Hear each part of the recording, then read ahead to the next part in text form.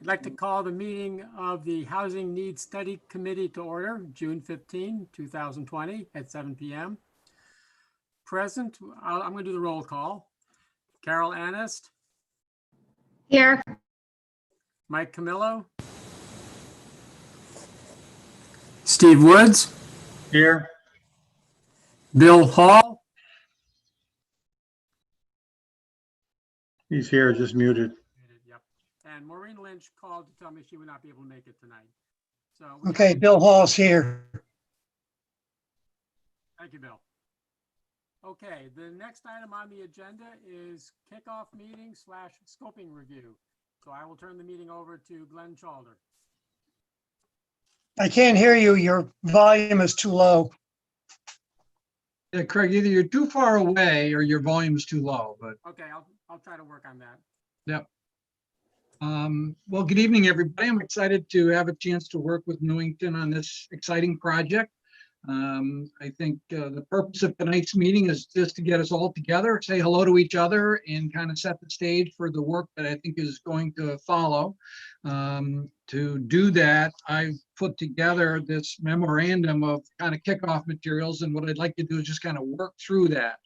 Now, I understand there were some technical issues. Some people may not have gotten this in the mail. Is that fair? That's If you fair. got it, if you got it in the mail, give me a thumbs up. How about that? Okay, so it seems like we're going to walk through this a little bit more slowly, perhaps, than we might have if you'd had a chance to sort of review the materials beforehand.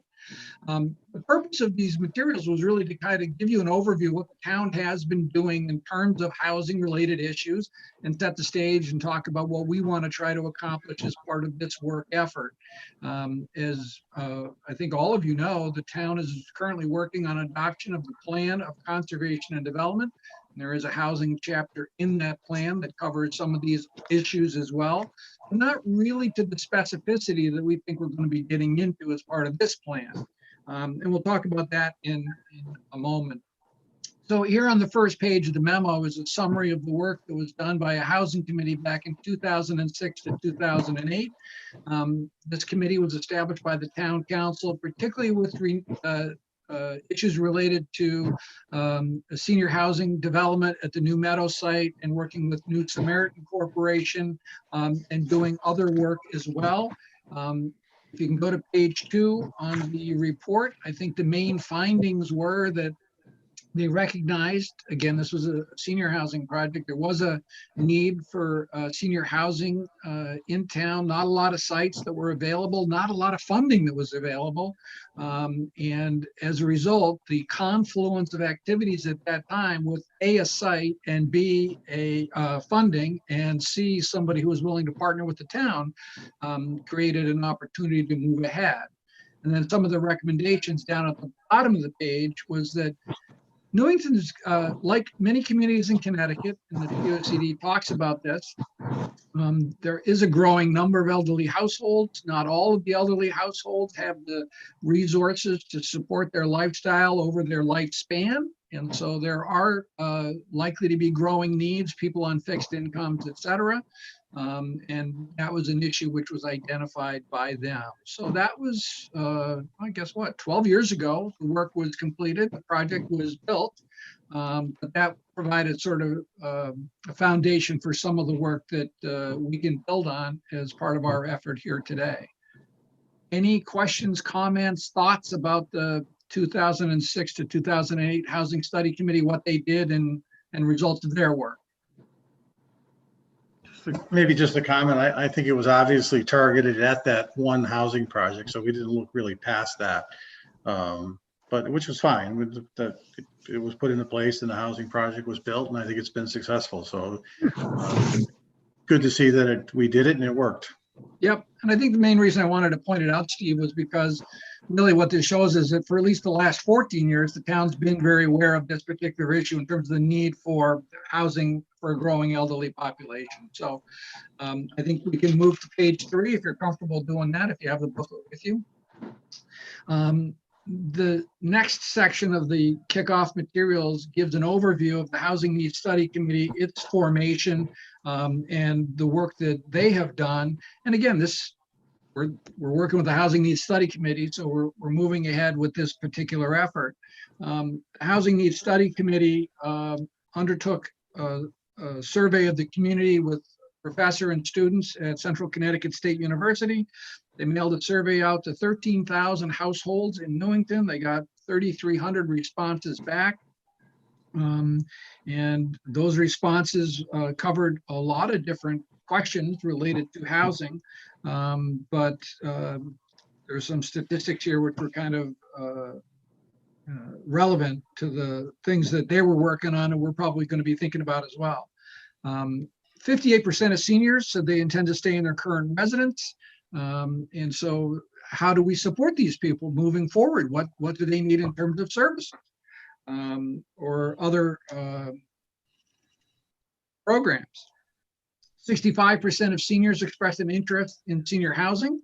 And I don't think those numbers conflict with each other. People, AARP suggests that 80% of seniors would prefer to age in place in their current house. They're comfortable there, they have their belongings and possessions, they don't have to downsize.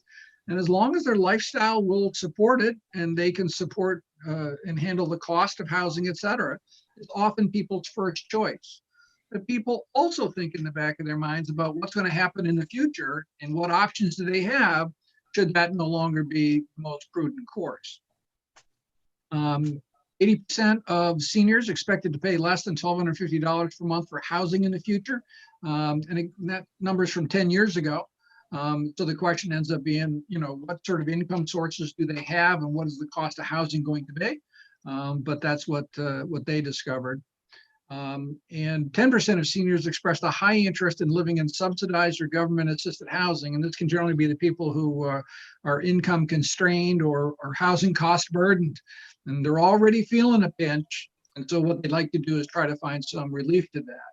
So those statistics were called out in their report, particularly with regard to seniors.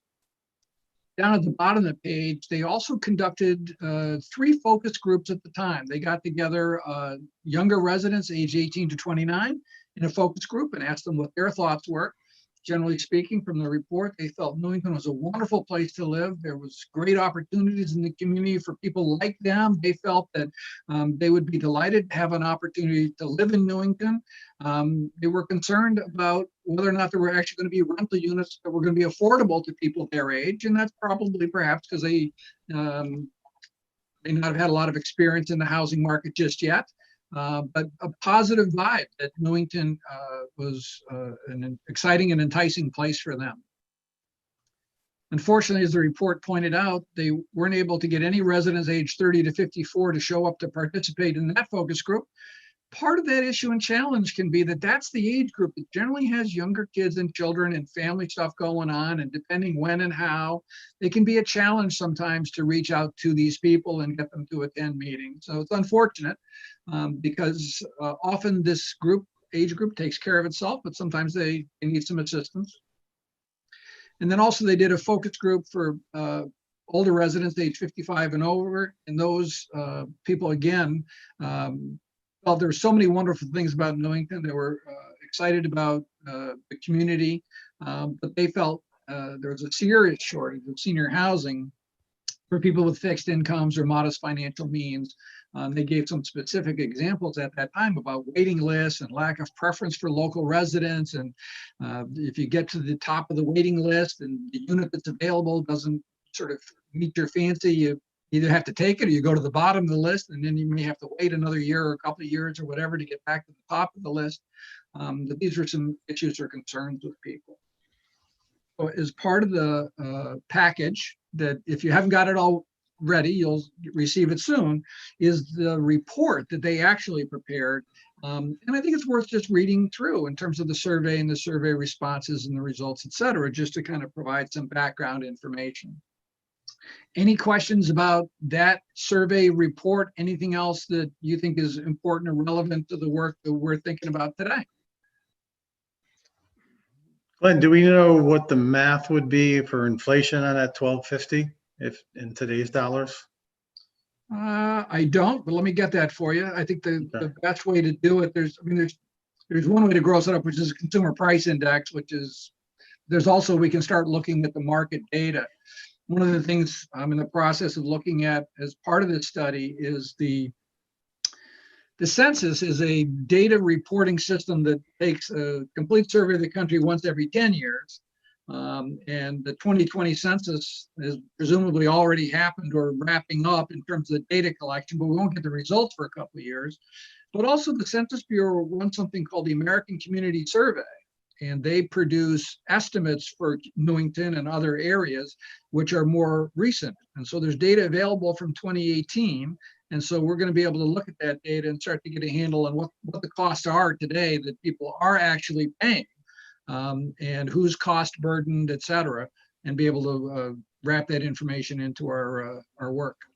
'Cause I would think market rate now for a 2-bedroom would probably be somewhere between $1,600–1,700, you know, in a complex. That's my guess, at least in this area. You know, Hartford, Berlin, New Britain might be a little bit cheaper. About $1.50 per square foot. Okay. Those are the rental rates these days? Yeah. Well, we just did a new complex in Berlin, and I believe they're all 2 bedrooms. They're all identical. They're townhouse style. They're about 1,400 square feet, and I believe they're $1,700. You know, plus all utilities. That's a little less than $1.50 a square foot. Yeah. Yeah. That's reasonable. And I think Newington's got a good selection of different types of multifamily rental, condo, et cetera. And a number of those units are renting and selling at reasonably affordable prices.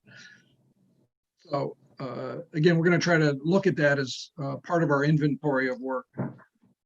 Any other questions or comments about the 2014 to 2015 study?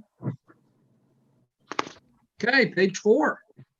So part of the reason that we're undertaking the preparation of a housing plan is that the Plan of Conservation and Development as a document really takes a big picture look at many things that affect the community in terms of its long-term physical development, et cetera.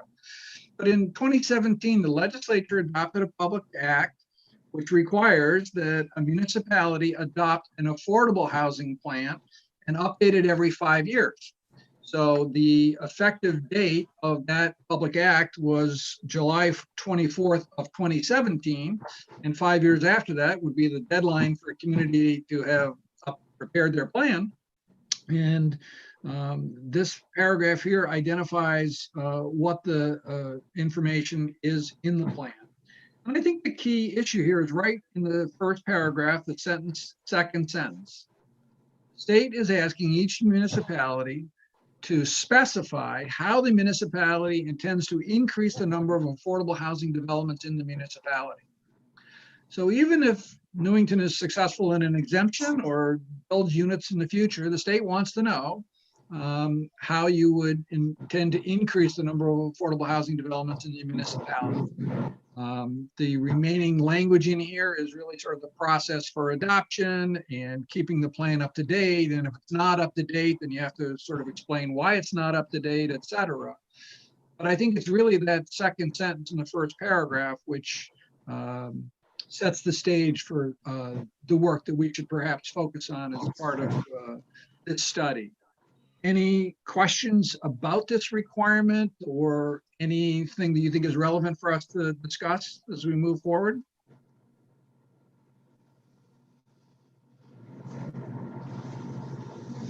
Okay, next page. So in terms of responding to the request from the town to put together proposals to how we might approach this, I thought about how to conduct the work to get to this affordable housing plan within the budget that the town had. And we put together a scope of work that involves the steps which are outlined here. So the first off is a kickoff or scoping review. Craig has been sharing data and information with me. And tonight is our introductory meeting with the committee to confirm expectations, talk about goals and objectives and our overall schedule, et cetera, just to kind of get our feet on the ground and get started. The next major step in the process is for Planometrics to prepare information for you, baseline information in terms of the housing situation in town, both in terms of demographics with people, but the characteristics of the housing stock and how those two things come together in terms of addressing people's housing needs, and particularly the need for affordable housing. So for Steve, and I think Carol's been involved too, it's similar to the Plan of Conservation and Development process, in that what I will be doing is preparing material, booklet form, or packet of material to get to everybody roughly a week in advance of the meeting, and hopefully we'll solve the problem with the mail system. So hopefully you'll have about a week to review the information, so that when we get together, we'll have the opportunity to talk through the information and sort of work with it, just like we're building a wall, that we're going to, collect information, agree on it, or discuss it, et cetera, and then use that information with other information to prepare an overall program. So the first, my screen changed on me there. The first meeting, which is in July, is a baseline information report, which talks about housing supply, housing prices, the units we actually have in town, et cetera, where we have naturally occurring affordable housing, and then an overview of the Newington zoning regulations in terms of how this affects this particular issue. Following, is there a question there? Sorry. No? Following that, the next meeting, Planometrics would prepare an assessment report. So after we've had a chance to talk through the basic information, I'll put together, based on my knowledge of Newington, what other communities are doing, basic feedback from the committee, possible strategies to start to address these kinds of situations. What are the town's housing needs? How many units might we look to try to create, of what types, for what groups, for what people? Where might they be located? Where are the best places in Newington to accommodate some of the housing needs that may be in the community? And what type of housing units? I think what happens where is really kind of critical. As part of my work with communities, I've prepared a visual gallery of different types of housing developments. And we can look at them and look at Newington's housing stock and say, you know what, we prefer to do more housing units like this, and maybe in locations like this, and we're really not so interested in housing sort of like this, or those types of things. But putting together a program that starts to really kind of specify, what, where, and how, I think would be the key elements of a plan that would be helpful for the community going forward. There's a review meeting with the Housing Needs Study Committee to talk through those reports. And at the top of the next page, on top of page 6, based on feedback from the committee, and discussions we're going to have about strategies and what may or may not make sense for Newington, put together a list of preliminary strategies that we might recommend to the community. What policies or action steps might be appropriate, who's responsible for doing them, whether or not all of this makes sense. Go through that again with the committee, just as we are tonight, and incorporate your thoughts and feedback into that information. And then item number 8, depending on what happens with COVID and everything else, I think it would be our goal or job to try to have a public meeting where people can get together and talk about housing related issues. There's a bunch of fun exercises that we can do to get people working and talking about housing situations. But if it's not possible, then either through online meetings or online surveys or other things like that, we're going to try to involve the community in giving us feedback on these types of housing choices and housing situations, housing policies moving forward. So I think our first choice is a physical meeting. And if that's not possible, then we'll figure out an alternative strategy. And I guess we're just going to have to stay flexible to kind of see how all of that unfolds. Following the public meeting, we get together again to talk about what we've heard, modify and adapt our strategies, and then finalize the affordable housing plan and move it forward for consideration within the community, et cetera. Next page is actually sort of just an overall schedule. I think that we're a little bit behind because we got held up with COVID, but the kickoff scoping review is now in June, and we're going to be working on the baseline information assessment report over the course of the summer. And our goal would be to try to get to a community meeting sometime in the early fall. That could work out well, depending on what happens with COVID. It may not be around, or it may be under control, or something else may happen at that point in time. But it's our goal to try to be done by mid to late fall, let's say Thanksgiving time or something like that. So given the schedule, we could be off a little bit by a month perhaps, but I think it's my job to move ahead purposefully with you, not to rush what we're doing in terms of coming up with a very important document for Newington, but to move ahead and incorporate your thoughts and feedback. Any questions about the overall scope of work, the process, the schedule, anything, Carol? I have a question. Is this going to be, when is it going to be presented to the council for their input? I think that's up to the committee, I guess, to call. The budget's tight enough, Carol, that the ability to meet with all the different boards and committees in town, it's something we're going to have to be very judicious about in terms of that information.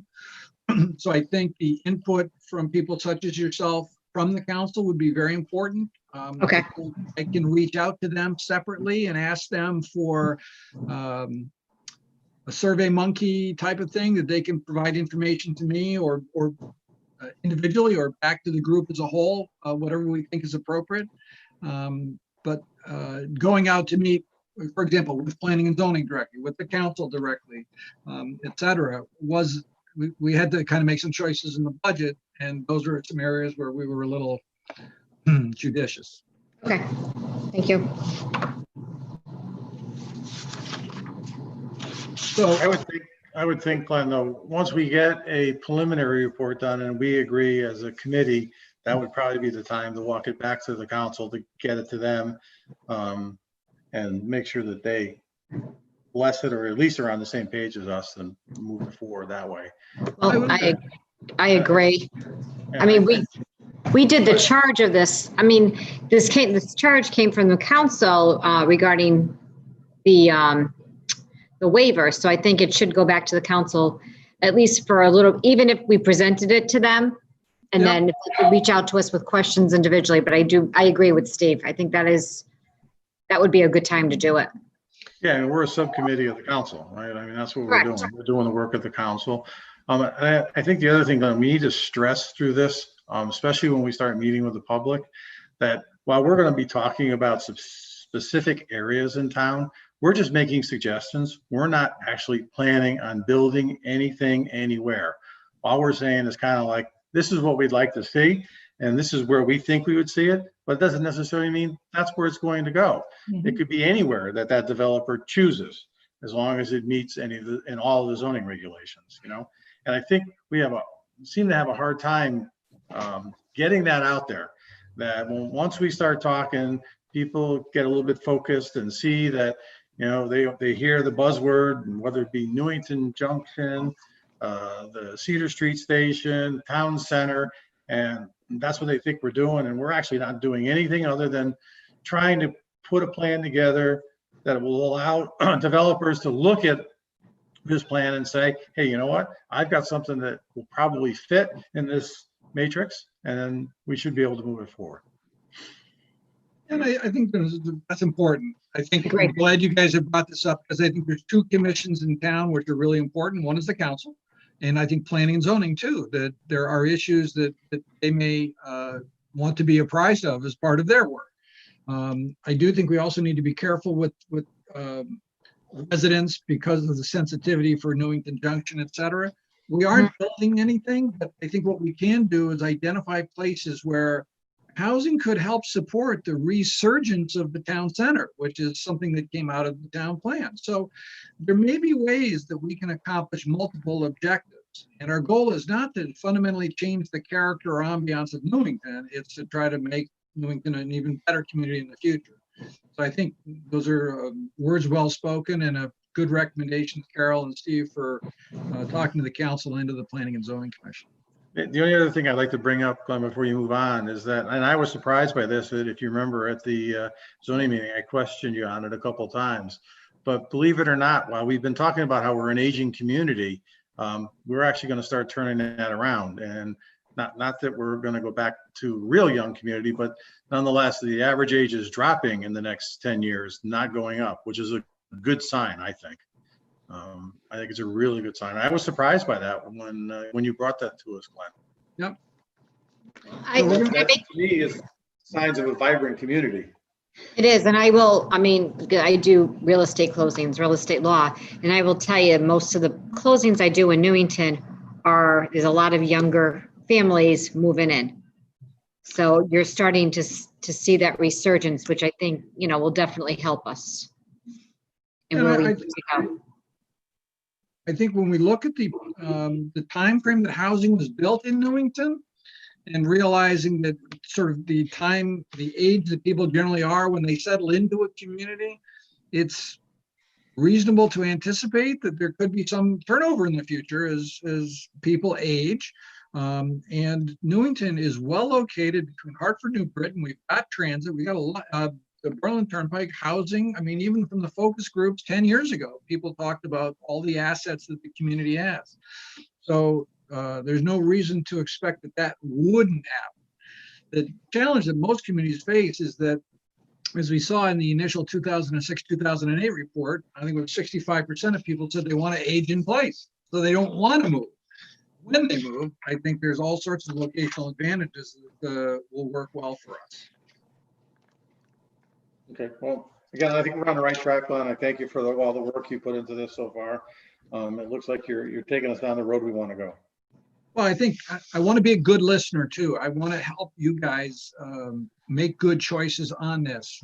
The state's never required an affordable housing plan before. I don't know where this is going to lead in the future, but I think for Newington to kind of look at the community and look at the needs of residents, et cetera, we can explore this and see where it leads. The remaining pages which are in this booklet are actually just maps from the POCD. And these were provided just to kind of give people an overall sense of the community. I think Carol and Steve, you're familiar with them, Craig as well, for other members of the committee in terms of, where our land uses, the zoning, the density, the residential development maps and community character and some of the other things. These are kind of the opportunity sites even. These are things we identified in the POCD. So I know that you're familiar with them, but for other people who may not have been, this is really a way for them to start to catch up with some of the other information that we've prepared as part of the POCD. And also for those people as well, another document that was prepared. I think, Craig, you're posting this on the website, correct? Yes, I got a note. Yes. Yeah. Is the draft chapter from the POCD, which is scheduled for public hearing in July. But this is, again, for people who may hear about the committee, but for whatever reason aren't quite sure what the commission or others have been doing. This is kind of a background or overview of some of the thought processes that we've been going through so far. Then the third thing that's going to be available on the website as well is the survey report from the initial phase of the Housing Needs Study Committee, so that people can actually look back and see what 25% of the Newington households responded and what their observations and thoughts were as part of housing. I think that's important information for us going forward.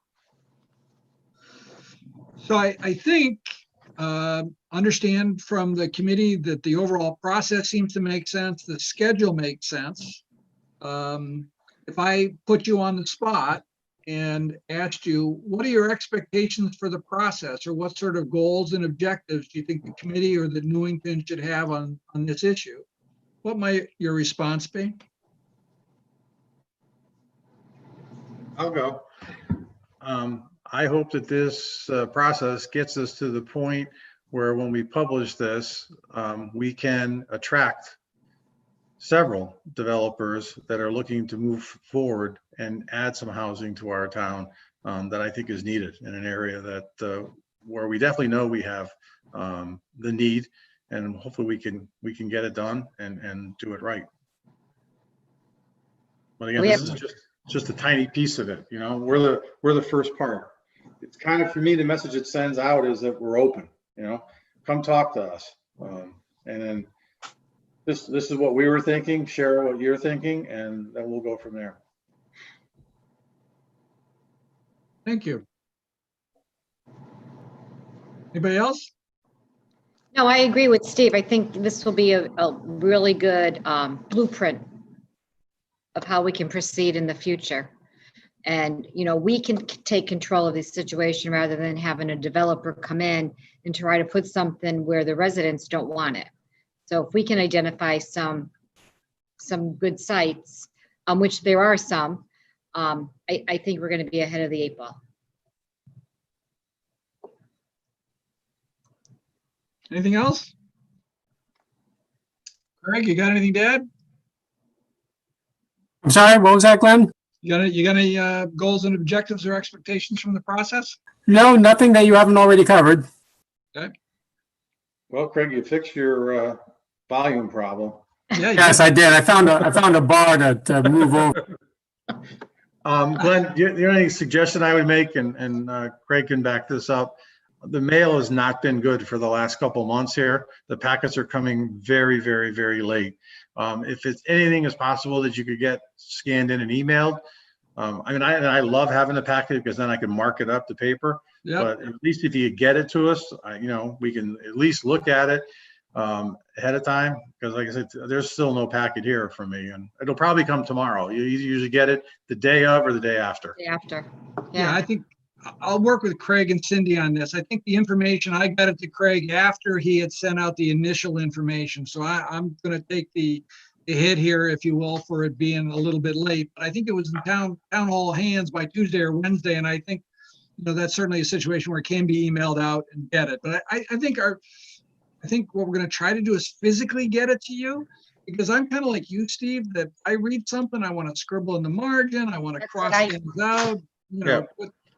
But this is a Glenn, this is a U.S. postal problem right now, because the same thing's happening with the planning and zoning packets. And but from what Carol's nodding her head, I'm assuming it's happening with the council packets too. No, we get ours delivered, but with mail in general, I mean, even to our office, it takes many days. Wow. So I'm glad you mentioned that. So let's factor that in, whether it's, as we had mentioned earlier, whether it's Andrew dropping them off. My pledge to you is that depending on our schedule working forward, my goal is to deliver material to Craig a week in advance of the meeting, so that you'll have a week, including a weekend, to be able to review the material, and then we're going to show up, and then we're going to have a chance to talk about it. Because if you haven't had a chance to read it and you're just listening to me talk, it's not going to be as useful or helpful to me as I would like it to be. So I take that as an obligation to get this material prepared in advance and get it to you, so that our meetings will be productive. Great. Sounds good. I don't have anything else to ask of you except our schedule going forward. Here we Yes, are. Glenn, excuse me, before we get to that, and that is the next item on the agenda, the town manager pointed out, the town clerk pointed out to me that we really should have had public comments on the agenda.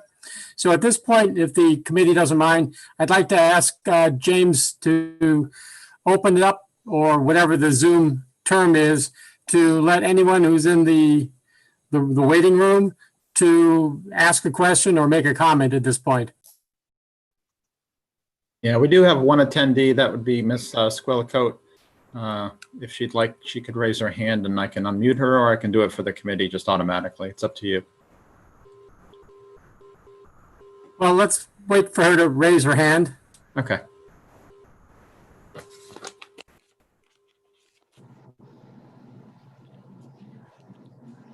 There we are.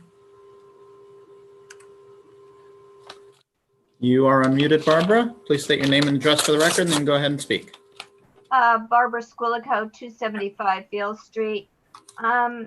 This is something that I have been interested in, and I was wondering if you could tell me where I might be able to get the study that was done in 2006 and then the latter one in 2014, because I would like to look at those.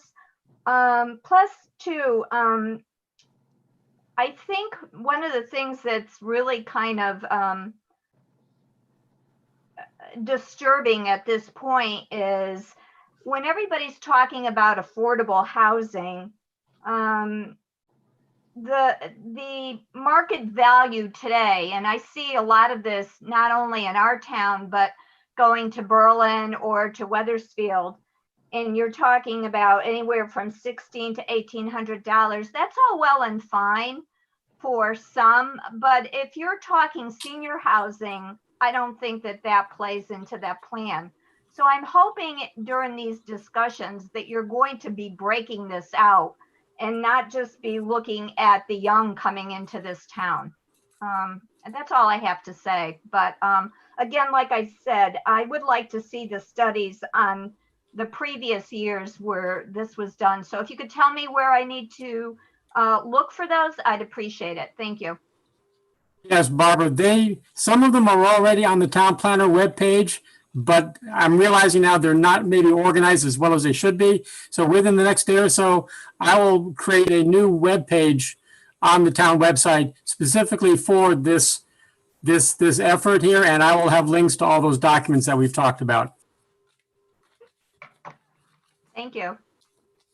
And I think this is Glenn Shalder. I think it is our goal to look at all the different segments of the population in Newington to try to understand the unique needs of each group. Because generally speaking, people are on what we call a housing ladder, which is they go through a progression of different types of housing in their life as their circumstances or their needs change.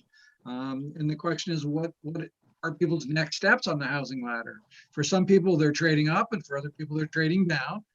Some people, it's an economic decision. Other people, it's a physical decision. But these are important issues and needs. And I think I'm very aware and very sensitive to that. And we're going to be looking at that as part of this study.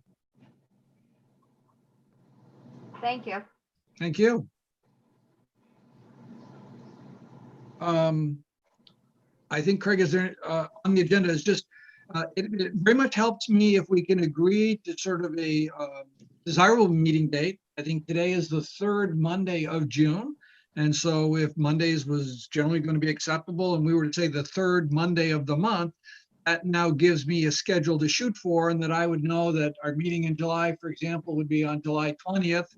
And that would mean that I would have materials to Craig by July 13th to be able to get to you. So do we need a little bit more research to figure out what is a convenient date, or do you think the third Monday of the month could work? Well, how would you like to proceed? I have another meeting on the third Monday of NEMS Okay. at 7 o'clock. I mean, if you want to do this one earlier. I mean, I can do that, but Carol, I don't know, I'm just throwing that out, but if we could do another night. yeah. Are you guys familiar with what's known as a Doodle Poll? So a Doodle Poll is a simple little online survey that shows up in your mailbox, and it gives you sort of days of the week or days of the month and says, you know, what would work for you. And so I think I can work with Craig to do a Doodle Poll, and we'll look at the responses that come back. And clearly we're looking for days that are going to try to work for everybody. It would seem to me, is there a meeting time that people would prefer? Is it 7 o'clock a good time, 6 o'clock, 5 o'clock, 8 I think o'clock? many people are used to a 7 o'clock meeting.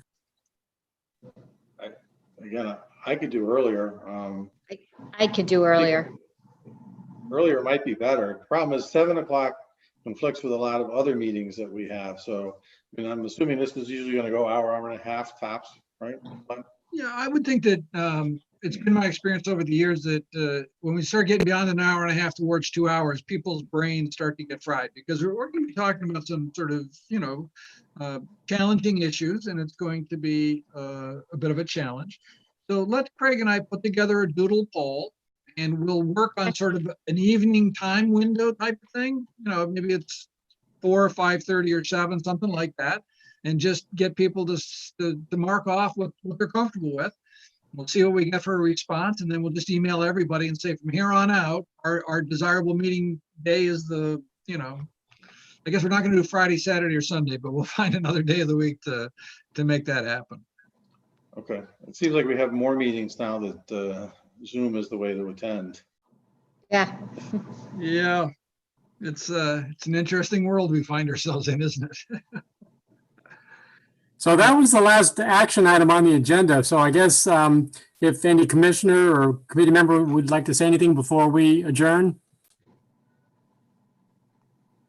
Just, Craig, is there going to be an organizational meeting? Is there going to be a chair on this, or are we just with an ad hoc committee?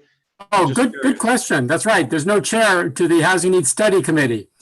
I'll leave that to you committee members if you want to elect a chairperson, or if you think a committee of equals under the leadership of Glenn and me is working or not. I think that's fine. Yeah, that was no pun on you guys. I didn't think you were bad. I just didn't know if we were looking to do that or not. No, I think if you guys, I mean, I don't know, Steve, what do you think? I mean, for an ad hoc, I think Craig and Glenn are doing a good job. I'm fine with that. That's okay with me. Carol, I wanted to say if nominated, I will not run. If elected, I will not serve, but you stole my thunder, so I can't do that. And I'm already the secretary, so I can't serve any other office. Okay. So we'll wait for your survey.